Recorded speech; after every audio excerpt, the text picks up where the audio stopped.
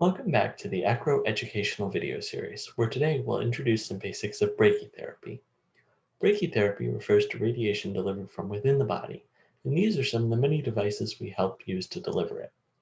Hopefully this video will help you understand what you're seeing in the brachytherapy procedure suite.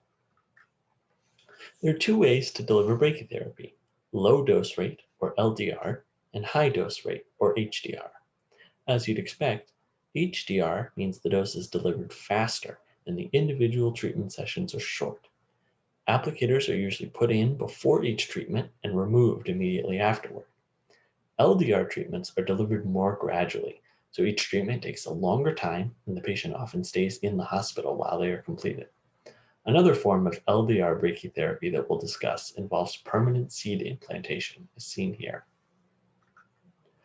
We'll start by discussing the applicators used for gynecologic brachytherapy, for example, for cervical cancer. As you can see on the left, we are aiming to treat the cervix.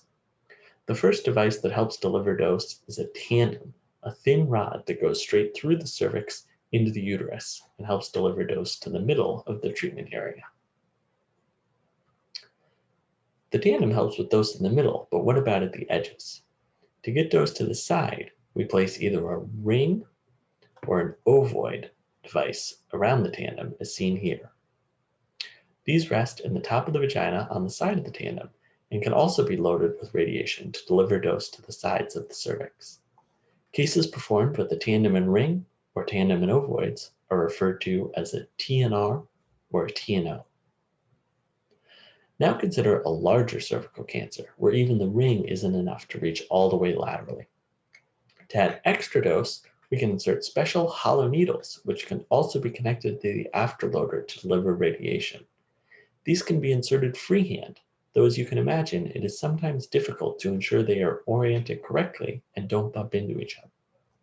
A template allows needles to be guided into place in an organized fashion, either through the vagina or through the perineal skin, as seen here.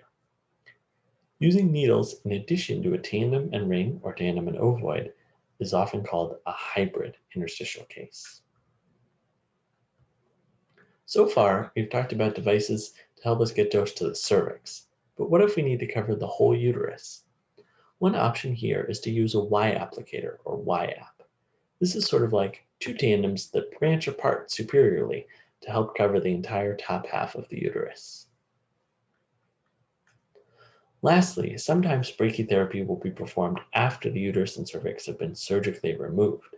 Since there is no cervix, there is nowhere to put a tandem.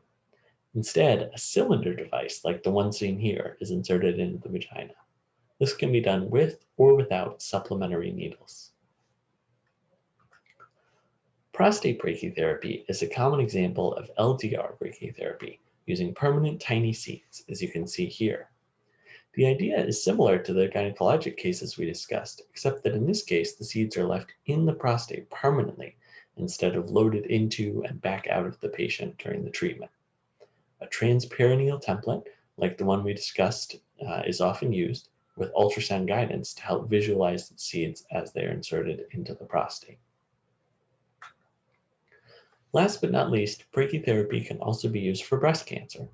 This is often used to deliver a shorter course of radiation for breast cancer, known as APBI, or Accelerated Partial Breast Irradiation, though APBI can also be performed using regular external beam treatment.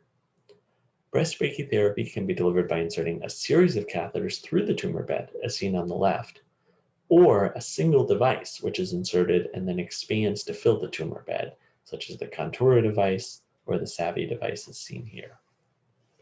Thanks so much for listening. Hopefully you'll recognize these devices and have a better understanding of what's going on during your brachytherapy procedures.